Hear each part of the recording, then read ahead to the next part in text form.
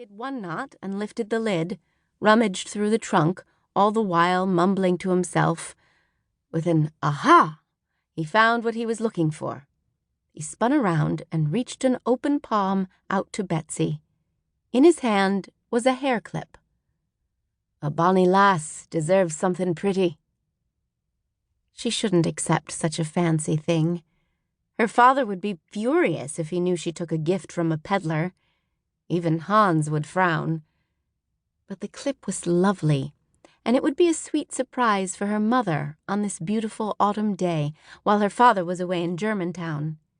A secret between them, to remind each other that it was always darkest just before dawn. She reached out and took the clip from the peddler. "Danky," she said, and gave him a smile. "Feel danky. Many thanks." He smiled, pleased, and retied the rope on the old trunk before climbing back on his cart. Clucking to his donkey, he went along his way. Betsy tucked the hair clip in her prayer cap, a hidden touch of fancy, and saw something off in the distance. Her skin prickled. A man, an Indian, was watching her from the far edges of the forest. She froze, held her breath. When she looked again, he had disappeared. Here and then gone. Were the tree shadows playing tricks on her? Her brothers claimed they were always seeing Indians. Pure foolishness, their father insisted. She heard the fading jingles from the donkey's harness. Surely a peddler wouldn't be casually making his rounds if he'd heard word of restless warriors. And he'd be the first to hear. She shook off her dread. There was nothing to fear. She picked up the buckets and hurried down the hill to greet Hans.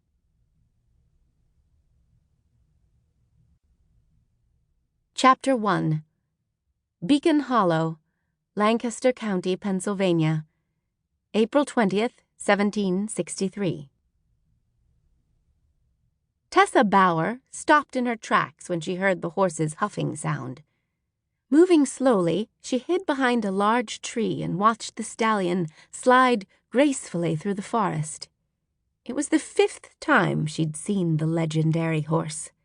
The Phantom Stallion, he was called. No one believed she'd actually ever seen him. No one except Felix, who believed everything she told him. He was sweet like that, her Uncle Felix. She'd grown up hearing all kinds of tales and rumors about this magnificent horse. The story had spun that he was a spirited Flemish stallion brought to Pennsylvania shortly after William Penn's arrival. The horse was meant for the Penn stables, but as the stallion was brought ashore, he managed to break loose and vanish into the deep wilderness. Over the years, rumors of sightings floated from Philadelphia to Lancaster town, and greedy men would rally together to attempt a capture.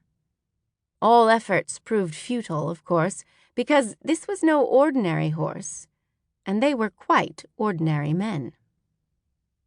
And then, 5 years ago, in late spring, a wild horse broke down Felix's pasture fence to mate with his brood mares just as they came into season. Felix was outraged at the intrusion and rebuilt the pasture into a near fortress. Alas, too late. The brood mares had been compromised. 11 months later, Felix was grinning ear to ear. There was no doubt in his mind, nor in Tessa's, that the newborn foals had been sired by the mighty and mysterious stallion. Even at birth, the foals were enormous. As quickly as Felix could, before his mares went into season, he lowered the pasture railing and prayed the stallion would return. And so he did. For the last 5 springs, in the cover of night, the stallion returned to Felix's broodmare pasture. Felix had never seen him, not once. Not like Tessa. He had tried.